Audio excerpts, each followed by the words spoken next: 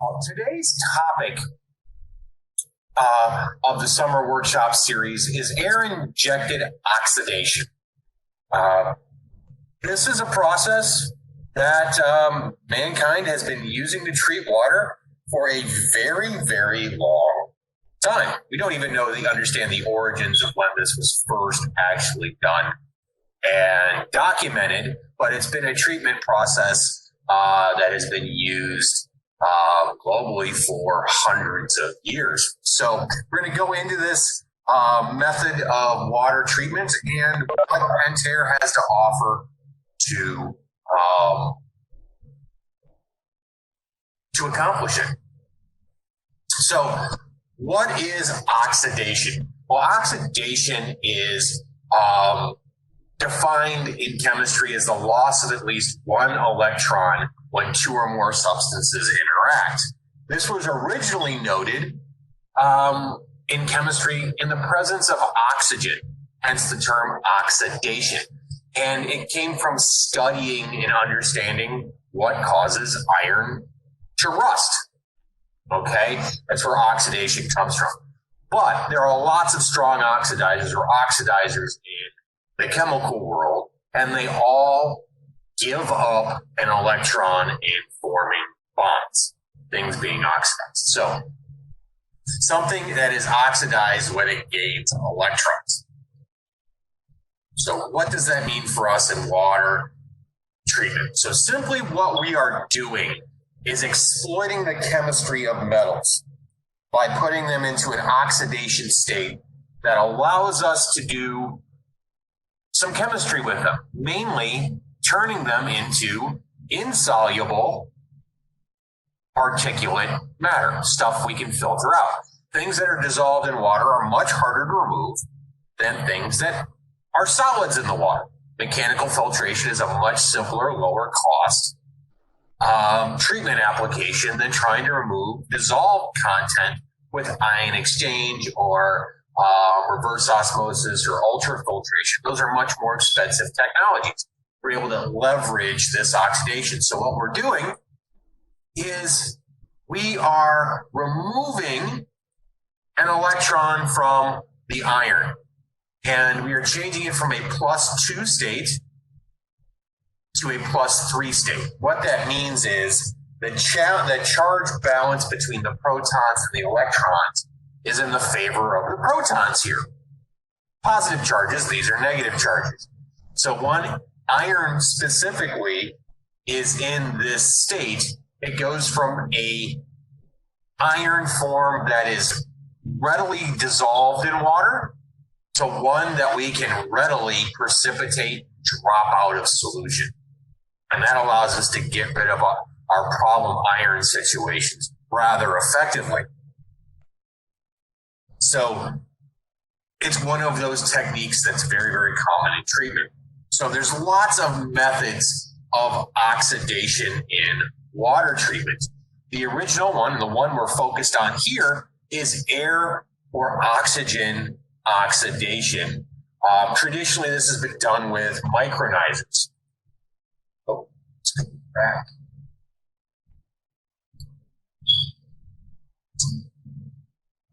With micronizers, which involve a venturi drawing air into a tank and having a contact tank. Chlorine is a strong oxidizer, hypochlorous acid. We use this for lots of purposes in water, but chlorine has its own unique chemistry that can be problematic when used for metal removal. You have potassium permanganate.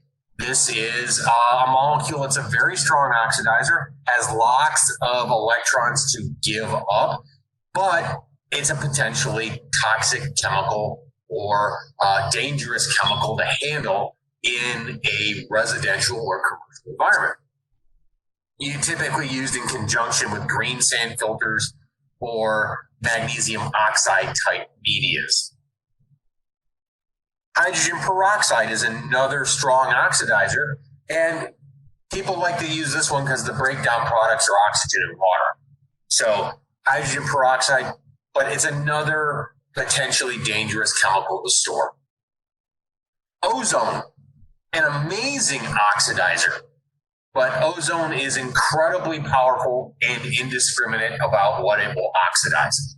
It will oxidize everything and anything it can react with, including the valve itself. So every one of these things has its place, but the ease and simplicity of using oxygen outweighs the risk factors when you use other. So what's in the water that we're talking about oxidizing? We're talking about mineral content, specifically metals that we wish to exploit into a form that we can precipitate or drop out of solution. You have dissolved gases that may have odors associated with them. These could be VOCs, these could be hydrogen, this could be hydrogen sulfide that we want to break down to a point where either we no longer smell them, or we have them in a form that is much more readily removed by filter medias. Then there's other chemicals, specifically organics, that we really want to oxidize and break down from a taste and odor threshold. So lots of things in water that we can oxidize as well. So how does this affect water at the tap? Well, a lot of times the water coming out of your tap may appear clean and clear until you get some air. You know, the reason we have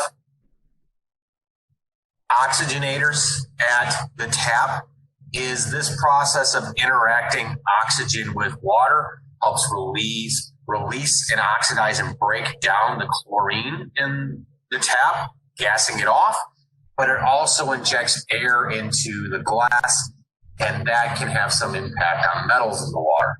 So once you expose the water to air and you release the pressure off of it being contained in a pipe, you're able to gas off things. That's one of the reasons we have an aerator there, is to get things to gas off as well. And the change in temperature from pipe to glass to air impacts the chemistry as well, causing things to come out of solution that could result in color and odor at the tap. This is not really conducive to a good customer experience or people drinking water. We want to stay hydrated for our own personal health for a myriad of reasons. So this is a process that nature uses to remove iron from solution and precipitate it out. Here you can see a spring that is bubbling up, and when that water makes contact with the air, it is oxidizing the iron in the water to this red rusty color that's going to precipitate out. Well, when that happens in your kitchens and lavatories and equipment, you end up with unsightly stains, things that take chemicals to remove, a lot of more time maintaining and cleaning surfaces, lots of impact from uncontrolled oxidation of iron or other heavy metals in the water. So one of the reasons things oxidize in water is the solubility of oxygen in water. Essentially, the colder the water, the more dissolved oxygen you have in it, and the greater oxidation of that water, of the minerals in it. A lot of times what happens in wells is the well water itself uses up all the dissolved oxygen. There's nothing left to oxidize materials, so you're left with dissolved mineral content that's pumped up out of the well, and as soon as it hits oxygen, it forms rust, if chemistry is correct to do so. So factors that affect oxidation reactions in water treatment.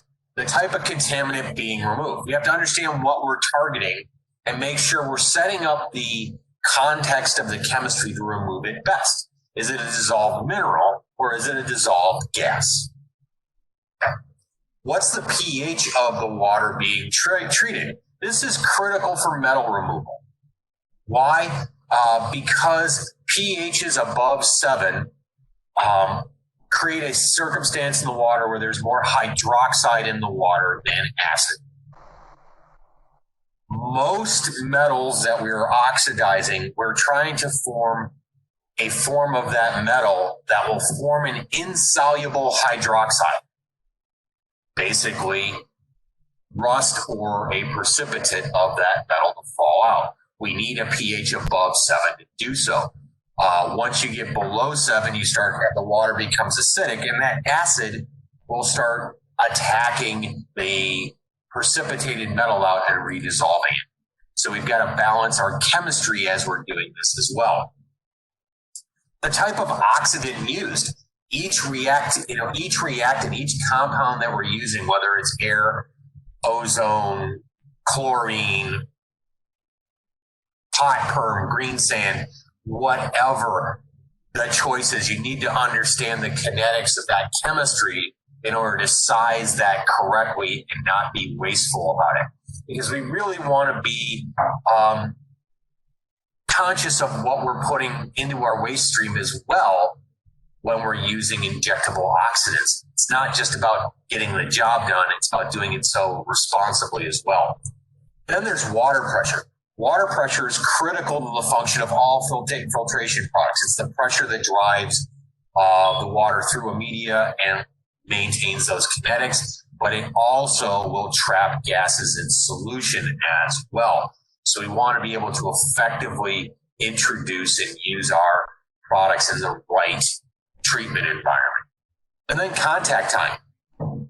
This is all water chemistry is about contact time. Are you giving your oxidants or your treatment method the proper amount of time in contact with the water so the chemistries can take place? So water treatment is a chaotic ballet that is all predicated upon getting the details right. So understand the chemistry, you get the details right, you execute in the field. So pH scale, if we're looking at where we want to be to treat and oxidize materials, we want to be above 7. This is where hydroxide reside. We want to make sure for iron, we want to be above 6.5 to around 8.5 or so in pH to be really effective. Other metals like manganese, we want to be up towards 9, but that complicates things for other removals. So water chemistry treatment is kind of like a graphic equalizer board where the levers are all linked together. You move one, it affects something else. We all need to understand what we're doing to the water so we understand the effect of that change. And that's realizing why we're maintaining pHs where we are and to affect the chemistries we want. So pH affects oxidation. And when we talk about things like chlorine, hypochlorous acid, we're injecting an acid into water that's going to naturally want to lower that pH when we use it. So you got to understand what we're doing to the water with the treatment methods we select. So with chlorine, you can see here that at a lower pH, you have a greater disinfectant action with hypochlorous acid. And you can see by the graph, its peak is in the 4 to 5 range, but in water chemistry, we're typically dealing with most of the waters between 5 and 9 out there, okay? If you're dealing with a pH above 9, you're going to have very good oxidative potential here to drop material out of solution. But you're going to have struggles with killing biological critters in the water that we want to get rid of. So using chlorine is about balancing the relationship between what's going to be consumed by the water oxidizing material and what's going to be consumed by biological and organic material that we want to get rid of.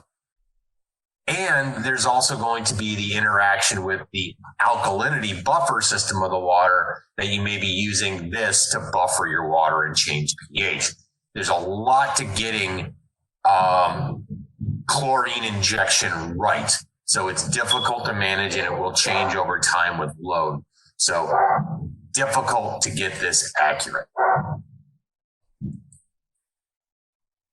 Now, pH and alkalinity. There are some rules of thumb about oxidation of material in water. Why? When we're oxidizing iron in water, one of the things that we are doing is we are creating acids. Okay. And we need to have alkalinity. This is Tums in the water to buffer the pH from dropping below 6.5. Once we get below 6.5, the water becomes acidic enough to start redissolving iron. So we want to have an alkalinity in iron waters where we're going to use oxidation, especially with air, above 100 milligrams per liter, 100 ppm. Why? This gives us that sacrificial aspect of alkalinity to resist pH change, keeping the water in a place where we can precipitate out iron. So when iron becomes oxidized, something has to become reduced. The alkalinity becomes reduced. This is where you'll get dissolved CO2 gas in the water as a result of this process. So ideally, the pH range to remove iron is going to be between 7.2 and 7.5. Once we get above 7.7, the iron, as it oxidizes, is much more likely to form colloidal iron, which is very, very fine particulate, and that will pass through most mechanical filtration products. So understanding the water chemistry that we're precipitating out iron in is going to impact what treatment train we select afterwards. The ideal alkalinity would be 100 ppm plus 3.5 to 5 times the iron concentration. So what does that mean? I want at least 100 ppm of alkalinity. And if I have 2 parts per million of iron, multiply that by 5. I want at least 110 ppm of alkalinity in the water to resist pH change. If I'm starting with high pH to begin with, I may not wish to mess with this too much. I may want that pH to come down a little bit by treating it for iron. So you can do there's a lot of ways to treat water. And if you understand which way you're pushing things, you can get a desired result on multiple factors in the water by exercising air-induced oxidation. So proper conditions to oxidize iron is foundational to getting it right. So, methods of oxidation. The foundation of a water treatment system is a backwashing filter, whether that's ion exchange or a filter system. And that filter is there to capture and remove that particulate. The method of oxidation is what changes. With chemical oxidation, with chlorine or peroxide, you have to get your dosing right. And typically that requires a pump, some sort of interconnectivity between an ion exchange system or filter afterwards with that pump to feed at the appropriate times. And you need an additional contact tank to have that chemistry take place in. And you're dealing with 2 compounds here that are potentially dangerous. Peroxides can be used in explosives, and they're mixed with improperly with other household chemicals. They can do dangerous things and cause fires. Same thing with chlorine and bleach and things like that. There are negative effects to using these, even though they're very useful chemicals. When it comes to residential applications, I'm not a big fan of chemical injection pumps unless the area can be secured from prying little hands. And quite often you need post-filtration to remove the oxidant from the water that's been put in excess.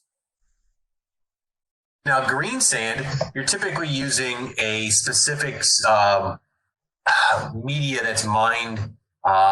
It's a zeolite material that has magnesium oxide coated on it in a specific way. To regenerate, you use pot perm to regenerate that media. Well, pot perm is a very, very profoundly strong oxidant. It will stain anything organic. It can react with purple. You're going to wear off the stains here. And it's a potentially dangerous compound to store. And in a residential application, purple liquids in a basement kind of creates an attractive nuisance to small children who have so many of those products are a fun purple color to consume in their marketing targeted audience in food products.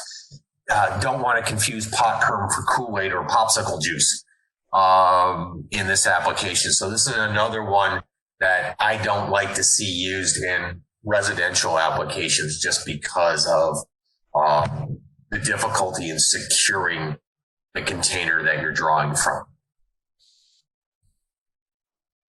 Now, ozone is a fantastic oxidizer. The problem with ozone is it typically requires a generator, and those are not cheap. And ozone is indiscriminate in what it oxidizes. You will be doing PM work to replace the tubing. You must make sure that these are extremely tight connections because leaks at ground level pose health risks to those using these systems. I have seen ozone from a leak pull the powder coat paint off aluminum struts in buildings. Ozone is small enough that it will go through a lot of surfaces between the molecular structure and attack base metals underneath, in the case of like powder coat paint. And it will also oxidize everything in a valve. It's very, very potent. It's one of the most potent oxidizers we know in chemistry is ozone.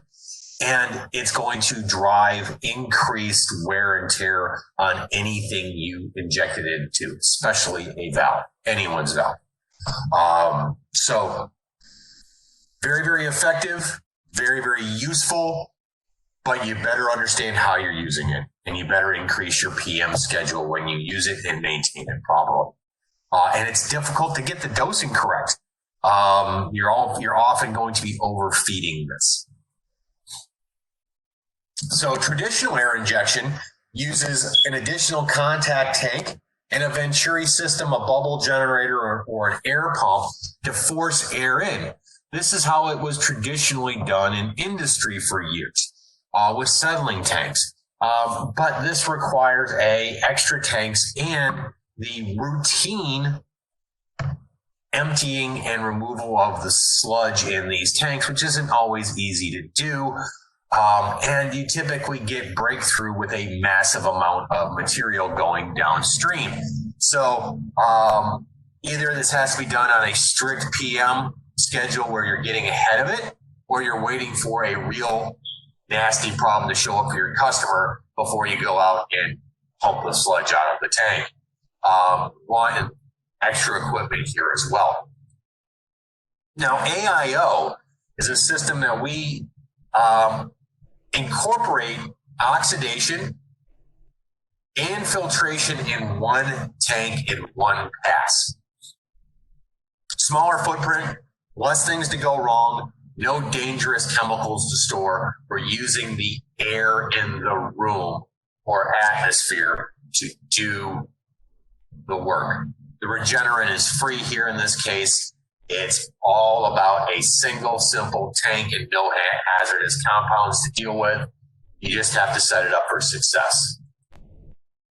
So how we are doing that presently is with the 2510 AIO valve. It's a standard 2510 valve with a few differences. And the difference here is instead of a brine valve and Kim, you have a inductor that draws air through a double check valve system and a screen putting air into the tank.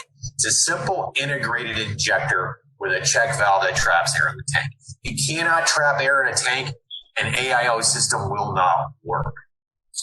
Okay?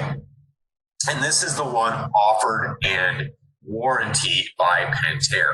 We do have OEMs that will assemble their own AIOs out of other products that Pentair has, but this is the only dedicated product from our factory that is AIO. So service and operation of AIO is you have a chamber of air. And here's where I suggest always using a media with AIO because it's not just this air bubble at the top of the tank that we're going to run water through that's going to get into contact with the air. anytime you see a carbonated beverage and all the bubbles on the glass, well, that same activity takes place with air oxidation, where you trap the bubbles on the media itself. And this gives you exponentially more oxygen in this tank that's trapped, and it gives you far better contact with the metals in the water and the things you're trying to oxidize than just the air gap at the top of the tank that the water's cascading through. So using a media is critical to doing this well.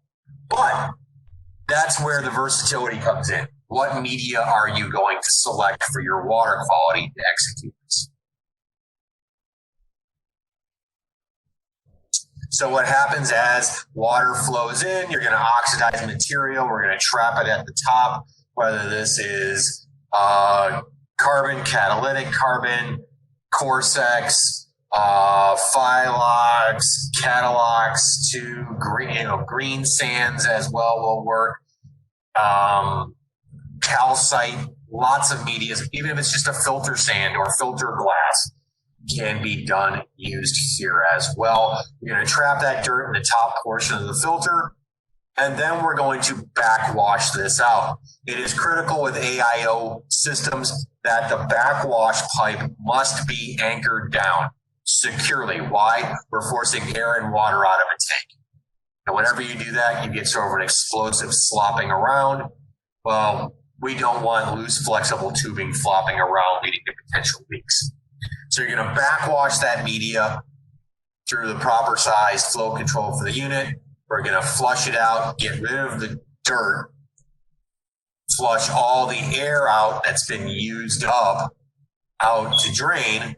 Once that's done, we're going to go into, instead of brine draw, air draw. Same cycle, same time period. We can cut it down to about 25 to 30 minutes here, where we're going to use a number 2 injector. It's a large injector in case any small little critters or just like dirt or debris particles get caught, drawn in, it's going to get blown right through.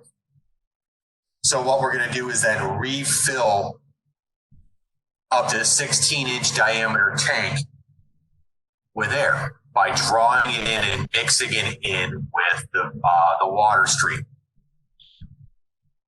So after 20 to 30 minutes, you're going to be hearing water and air splurge out, and then we're going to saturate and get all that media that's damp, to get it lots of good contact time with air, to get those little air bubbles to form on the media. And now once we've done the backwash and we've done our air draw, we're now going to do rinse to service. This is going to reclassify the bed and fill the tank up with water. You're going to hear a cascading sound. So if you have customers that are going to be sensitive to noise issues, this may not be the treatment method for you, or you may need to put it someplace in a basement, crawl space, or wherever you need to, that they're not going to hear this if it's going to bother them. This is part of the treatment process. You're going to hear air and water mixing in a tank here. So if they're sensitive to sound, address that up front. You may need to do some soundproofing around this for particular customers. Charge for that service. You will get some effervescence at the tap when you use the system. Why? We're putting air into the water. Under pressure, we're trapping that in the water, and it may bubble out. It'll clear up real quickly in the glass. That's actually a good thing. So air and water flowing through this unit is normal. So we're going to fill that tank back up, and then we're going to pressurize the air at the top, trapping it in. This is where water pressure is critical to the function here. Higher the water pressure, the better AIO will work, because we will have more air trapped at the top and more air trapped in the water itself inside the tank. If you want to use AIO, I would suggest pressures over 40 PSI. You start getting below that, and you're going to have issues with this functioning problem. Good opportunity to upsell that well pump or a boost system in that house to manage that issue. Love to see 60 to 80 PSI on these units. Why? Because you get so much more air trapped in the media and in the top of the tank. So applications to use AIO, hydrogen sulfide, iron removal in clear water +2 iron when you have over 5 parts per million of water, iron in the water. Up to 5 ppm, you can use ion exchange. Over that, you really need to do iron pretreatment, and AIO is very effective at that. Manganese +2, some organics in the water, and it's great to have an indiscriminate oxidizer attacking anything and everything in the water. So it's a good solution for complex water issues, especially if you have some places in North America, imagine globally, where you have a combination of hydrogen sulfide, manganese, and iron. This is one tool that you can use to get rid of all of them or treat all of them. So medias that you can use to accomplish this. We're going to use activated carbon or in hydrogen sulfide. You can use it in iron and manganese in some organic situations. You can use it for iron and manganese if you have high enough pH and use it to do taste and odor removal at the same time. Mag oxide medias. Magnesium oxide is present in water treatment for one purpose, to maintain pH and provide hydroxide for oxidation processes like we're talking about. For iron-specific heavy metals, arsenic removal, there are some co-precipitation techniques. Talk to your media manufacturers. Understand what's best for the water you're treating and use the right product in our tool. Hydrogen sulfide and pH management. Calcite can be used in iron removal and pH management. Basically, we're adding alkalinity here. We're using it as a sacrificial media. If you're dealing with iron removal in low pH waters, this may be the choice for you because it'll allow you to dissolve that calcite in the water for maintaining pH and increasing pH and give you conditions to remove that iron in. Catalytic carbons for organics and hydrogen sulfide and some iron.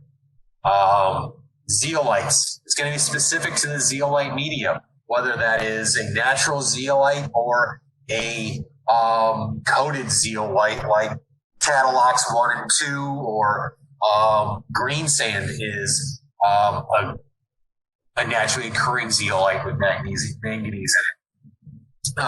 Empty tanks, not a fan of empty tanks, but you can do it with it. Iron, manganese, and hydrogen sulfide. Why not use that empty tank to put a media in to make things more efficient? So lots of ways to skin the cat with this tool. Lots of applications with this tool. Just remember, you have to understand the starting water chemistry you're dealing with and what introducing oxygen to that environment is going to do to your chemistry. And once you do, you can pick the right media for that application and execute properly. So, oxidation of metals and hydrogen sulfide will result in the precipitation of particulate. We need to capture that particulate. Oxidation of metals is water chemistry dependent. Know the water chemistry. Understand the implications of using the media you've selected. What's it going to do to my water? AOI may create colloidal particulate that may require robust post-filtration or frequent backwashing more than indicated by media specifications. So understand the implications of creating these systems. A significant pH drop may be associated with oxidizing metals, and pH management may be required, especially if you're dealing with lower 7.2 to 6.5 range pHs. Doing this, you're going to remove metal content, you're going to have pH drop associated. So understand the media you select for your success in this role. If you want to go into this topic even more in depth with us, feel free to drop us a line at training.request@pentair.com to go over anything you may require in the Pentec, Fleck, Auto Troll, structural tank universe. Happy to have those conversations with you. If you just want to talk shop about applications, we'll do that too. Or if you just want to let us know what you love and what you hate about our products, we want to hear that too, so we can put that in the right ears. Prefer more of the love side of that equation, but improvement is driven with the other side. So let us know what's going on so we can put that information in the right ears. Thank you very much for attending. Have a wonderful rest of your day or evening, and we'll talk to you soon, I hope.